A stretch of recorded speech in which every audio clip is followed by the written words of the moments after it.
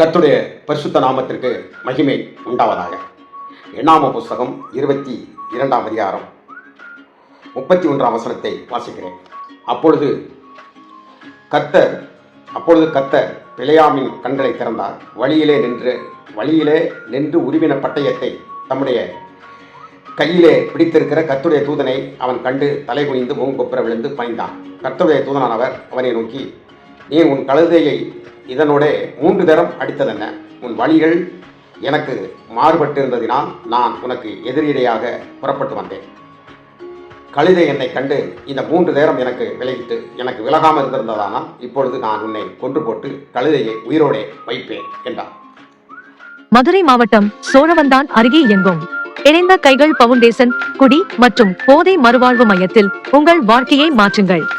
நாங்கள் அனுபவம் வாய்ந்த மருத்துவர்கள், சிறந்த உளவியல் மற்றும் மனநல ஆலோசகர்கள், தேர்ச்சி பெற்ற செவிலியர்கள், தியானம், யோகா, உடற்பயிற்சி வல்லுநர்கள் மற்றும் பல நிபுணர்களை கொண்டு முழுமையான சிகிச்சையினை வழங்குகிறோம். உடல் மற்றும் மனநல பிரச்சனைகளால் பாதிக்கப்பட்டவர்களுக்கு நாங்கள் தனிப்பட்ட கவனம் மற்றும் நவீன சிகிச்சைகளை வழங்குகிறோம்.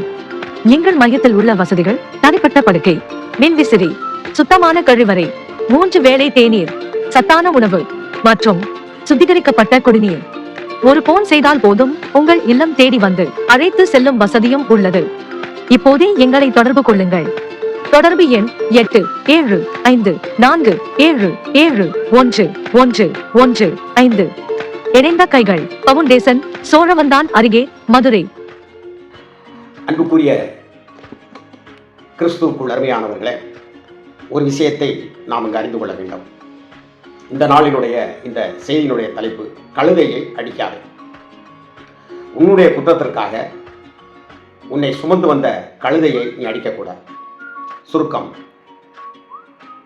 மோவாபினுடைய ராஜா பாலாக் என்பவன் இஸ்ரவேலர்கள் அடிமைத்தனத்திலிருந்து அவர்கள் மோசேயினுடைய தலைமையில் செங்கடலை கடந்து பீரிட்டு வனாந்தரத்தில் பாய்ந்து வந்து கொண்டிருக்கிறார்கள்.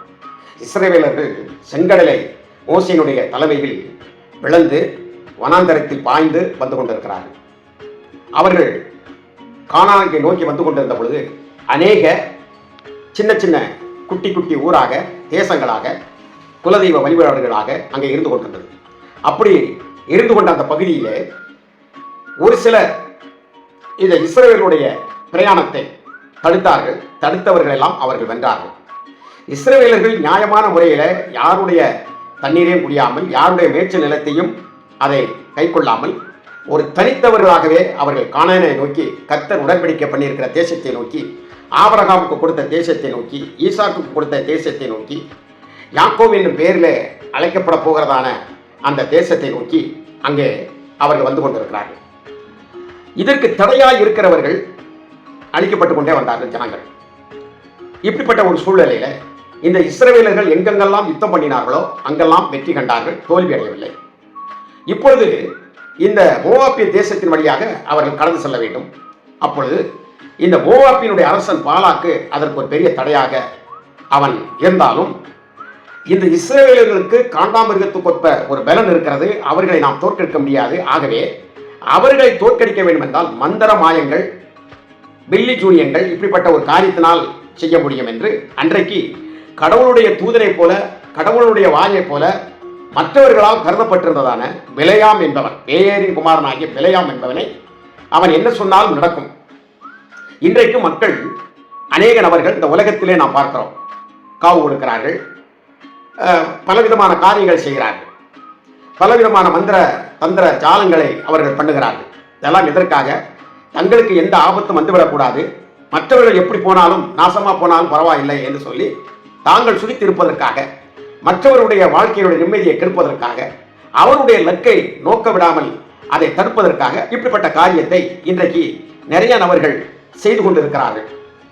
அவர்களுக்கு அது ஒரு நம்பிக்கையாக இருக்கிறது. இப்படித்தான் பாலாக் என்பவன் இந்த பிலேயாமை கூப்பிட்டு, எனக்காக இந்த இஸ்ரவேலர்களை நீர் சபிக்க வேண்டும், அவர்கள் எங்கு போனாலும் வெற்றி பெற்றவர்களாக வருகிறார்கள்.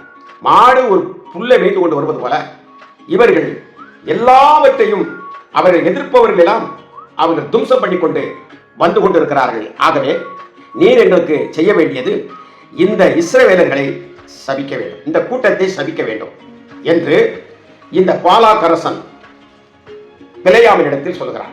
அதற்கு ஆளை அனுப்பினார். அப்பொழுது அவர்கள் பிலேயாமுடைய வீட்டிலே பொன், பொருள், வெள்ளி, தங்கம், பணங்கள் இப்படி பலவிதமான சால்வைகள்லாம் கொண்டு சென்று அந்த பிலேயாமை சந்தித்து காரியத்தை சொல்கிறார்கள். அப்போது நீங்கள் இங்கே தங்கியிருங்கள், நான் கடவுளிடத்தில் கேட்கிறேன் என்று சொல்கிற பொழுது கர்த்தர் இரவிலே அவனுக்கு சொப்பனத்திலே இங்க வந்திருக்கிறவர்கள் யார் என்று கேட்ட பொழுது இவர்கள் எல்லாரும் இஸ்ரவேல் ஜனங்களை சபிக்கும்படியாக வந்திருக்கிறார், சபிக்கும்படியாக என்னை கூப்பிடுகிறார்கள், அதற்கு நான் ஆயத்தமாகிக் கொண்டிருக்கிறேன் என்று சொல்கிற பொழுது அவர்களை சபிக்கக்கூடாது, அவர்களிடத்தில் போகக்கூடாது, நீ அவரை அனுப்பிவிடு என்று சொல்கிறார். காலையில் எழுந்து கர்த்தர் தன்னிடத்தில் வந்து சொன்னதை இங்கு சொல்லுகிறார். அவர்கள் இந்த பிலேயாம் சொல்கிறான், அதற்கு அப்படி சொல்லிவிட்டு சொல்லுகிறான், ஆகிலும் இன்றைக்கும் இங்கே இருங்கள், இன்றைக்கும் நான் அவரிடத்தில் கேட்கிறேன், என்ன சொல்லுகிறார் என்று பார்ப்போம். கர்த்தர் மனமாற ஒரு நாளும் அவர் மனிதன் அல்ல. ஆனால் அவர்கள் மறுபடியும் ஒன்று வைத்திருக்கிறார். இன்றைக்கு அநேக நபர்கள் வேதம் மிக தெளிவாக திட்டமாக போதகர்கள் மூலமாகவோ சுவிசேஷகர்கள் மூலமாகவோ அல்லது நீங்கள் படிப்பதின் மூலமாகவோ வேதம் மிக தெளிவாக அவர்களுக்கு விளக்கினாலும் அந்த விளக்கப்பட்ட வேதத்தை தங்களுக்கு அது சாதகமாக இல்லை, தங்களுடைய இச்சை ஆசைகளை நிறைவேற்றுவதற்கு அது போதுமானதாக இல்லை. ஆகவே மீண்டும் மீண்டும் ஜெபித்துக் கொண்டே இருப்பாங்க. தாங்கள் ஒரு காரியத்தில் மனதை வைத்து ஒரு ஆணோ ஒரு பெண்ணோ ஒருவருக்கு ஒரு விரும்பி கர்த்தரிடத்தில் விசாரிக்காமல் அவர்கள் ஒரு இச்சைக்குரிய சிந்தனையிலே இருந்து கொண்டு, ஆண்டவரே நீ தெரிந்து கொண்ட பெண்ணாக எனக்கு தாரும், ஆண்டவரே நீ தெரிந்து கொண்ட ஆணாக எனக்கு தாரும் என்று சொல்லுவாங்க. அதுபோல அவருடைய தாய் தகப்பனும் இப்படிப்பட்ட தவறான காரியங்களை தங்களுடைய பிள்ளைகளுக்கு அவர்கள் வேண்டிக் கொண்டிருப்பார்கள். கர்த்தர் கடைசியிலே கோபத்திலே அவ சரி போய் தொலை என்று சொல்லிவிடுவார். இதுபோல மறுபடியும் கர்த்தர் எச்சரித்தும் கூட அவன் மறுபடியும் வைத்துக் கொண்டு ஜெபித்துக் கொண்டிருந்தபடினாலே அல்லது அவன் வேண்டிக் கொண்டிருந்தபடினாலே கர்த்தர் வந்தார், நான் சொல்லி நீ இதைதான் செஞ்சுக்கிட்டு இருக்கிற, சரி நீ போ, ஆனாலும் அவங்கள நான் என்ன சொல்லணும் அதான் செய்ய அப்படின்னு. அப்ப இந்த வார்த்தையை உள்ள வைத்துக் கொண்டு அவர்களோட போய் கொண்டிருக்கலாம். இந்த வார்த்தையை உள்ள வைத்துக் கொண்டே போக வேண்டியவன் இவரு நம்மளை அனுப்பி அங்க போய் இந்த சொத்து சுகத்தெல்லாம் வாங்கோடாம பண்ணிடுவாருக்கு நான் என்ன செய்வேன், நான் ஏது செய்வேன் அப்படிங்கிற ஒரு சிந்தனையோடு அவன் போயிட்டு இருக்கான். இதுக்கு நிறைய பேர் இருக்கிறார். கர்த்தருடைய பேரிலே தீர்க்க தரிசனம் என்ற போர்வையில் குறிகாரர்களை போல சொல்லிக் கொடுக்கிறார். எங்களிடத்தில் ஒரு வல்லமையான ஒரு ஊழியக்காரர் வந்திருந்தார். ஒருவர் என்னோடு ஊழியர் செய்து கொண்டிருந்தார். அவர் சொன்னார், அவரிடத்தில் ஜெபிக்கிற பொழுது ஏதாவது தட்டுப்பிடிச்சா அப்படின்னு சொல்லி கேட்டார். அவர் உங்களுக்கு இந்த வலது பக்கத்தில் ரேசா தலைவலி இருக்கா? ஆமா ஆமா அப்படின்னாரு. இன்னொரு புதுப்படத்தில் ஒரு சகோதரியுடைய நண்பரை கேட்டாரு, ஜோமன்னார் வீட்டில் யான்ட்ட வந்து காதுக்குள்ள கேட்டாரு, ஏதாவது என்னைய பற்றி சொன்னாரா, உன்னைய பற்றி, உன் குடும்பத்தை பற்றி, உன்னுடைய எதிர்காலம் எப்படி இருக்கும், உன்னுடைய நிகழ்காலம் எப்படி இருந்தது, நீ எங்கிருந்து வந்தா என்பதெல்லாம் பரிசுத்த வேதாகம் தெளிவாக உன்னை குறித்து சொல்லுகிறது. நீ இதற்கு கீழ்ப்படியாமல் வெளியிலே நீ என்ன செய்து கொண்டிருக்கிறாய் என்றால் வீணாய் சுற்றி கொண்டிருக்கிறாய். இப்படித்தான் பிரியமானவர்கள் அநேக நபர்கள் தாங்கள் ஒரு காலத்திலே கர்த்தருக்கென்று ஊழியம் செய்தவர்கள் கூட மற்றவர்கள் கொடுக்கக்கூடிய பொன், பொருள், வெள்ளி, நிலபுலங்களுக்காக கடைசியாக ஒரு இந்த தீர்க்க தரிசனத்தை குறி சொல்லுகிற ஒரு ஆவிக்கு தன்னைகளை ஒப்புக் கொடுத்து கீழ்ப்படியாமையினால கடைசியாக ஒரு குறி சொல்லுவர்கள் போல மாறிவிடுகிற அகோரமான மோசமான ஒரு நிலைக்குள்ளே காணப்படுகிறோம். இன்றைக்கும் சபைகளிலே இருந்தது, அன்றைக்கும் இருந்தது. அப்போ இப்படி அவர் புறப்பட்டு செல்லுகிற பொழுது, புறப்பட்டு செல்கிற பொழுது அங்கே கழுதை என்ன செய்கிறது என்று சொன்னால் ஒழுங்காக போக மாட்டேங்குது. வலது பக்கம் போகிறது, இடது பக்கம் போகிறது. அப்போ அங்கெங்குமாக போகிற பொழுது திராட்சை தோட்டத்தினுடைய அந்த சுவர்களிலே மோதுகிறது. இவனுக்கு காலிலே ஒரு காயம் ஏற்பட்டு விட்டது. உடனே குதிரையை போட்டு அடியோ என்று அடிக்கிறான். அடிக்கிற பொழுது அந்த குதிரையினுடைய வாயை கர்த்தர் திறக்கிறார். குதிரை சொல்லுகிறது, நான் உண்மை சுமந்த காலம் இதுவரைக்கும் நான் இப்படி தப்பு செஞ்சிருக்கிறேனா, இப்படி நான் நடந்ததுண்டா, 3 தடவை என்னை அடிக்கிறேன், நான் என்ன தவறு செய்தேன் என்று நீ என்னை பரியாசம் பண்ணுகிறேன். ஒரு 6 அறிவுள்ள ஒரு மனிதன் 5 அறிவுள்ள ஒரு மிருகத்தோடு அவன் பேச்சுவார்த்தை எடுத்துக் கொண்டிருக்கிறான். நன்றாக தெரிந்து கொள்ளுங்கள், மரித்த ஆவிகளிடத்தில் கேட்கக்கூடியவர்கள், செத்துப்போன ஒரு மனிதன் அவன் ஆவி அங்கு போய்விட்டது, ஆனால் அவன் கேட்கிறான். இது ஒரு குறி. அது இன்றைக்கு இருக்கிறவர்கள் செய்கிறார்கள். அது மாத்திரமல்ல, இன்றைக்கு பள்ளி கபி கபி கபி கபி கபி கபி கபி அடிச்சா சாஸ்திரம், லைட் எரிஞ்சோட சாஸ்திரம், இது பலவிதமான காரியங்கள் உலகத்தில் நடக்கக்கூடிய. ஒரு எருவ மாடு போயிட்டா அல்லது வந்துட்டான், நீ இன்னைக்கு பிரயாணம் பண்ணாத அப்படிமாங்க. ஒரு பூனை குறுக்க போயிட்டா அத்தடி பூனை குறுக்க போகுது, போன காரியம் விளங்காது. நாய் ஊழல் விடுது விளங்காது. 6 அறிவுள்ள ஒரு மனிதன் 5 அறிவுள்ள இருக்கக்கூடிய சீவராசிகளுடைய சத்தத்தை கேட்டு அரண்டு புரண்டு அதோட பேட்டி நடத்தி கொண்டிருப்பாங்க.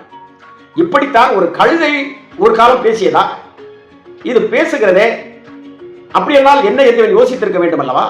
ஏன் அவன் அப்படி யோசிக்க முடியாத அளவுக்கு புத்தி மழுங்கிவிட்டது தெரியுமா?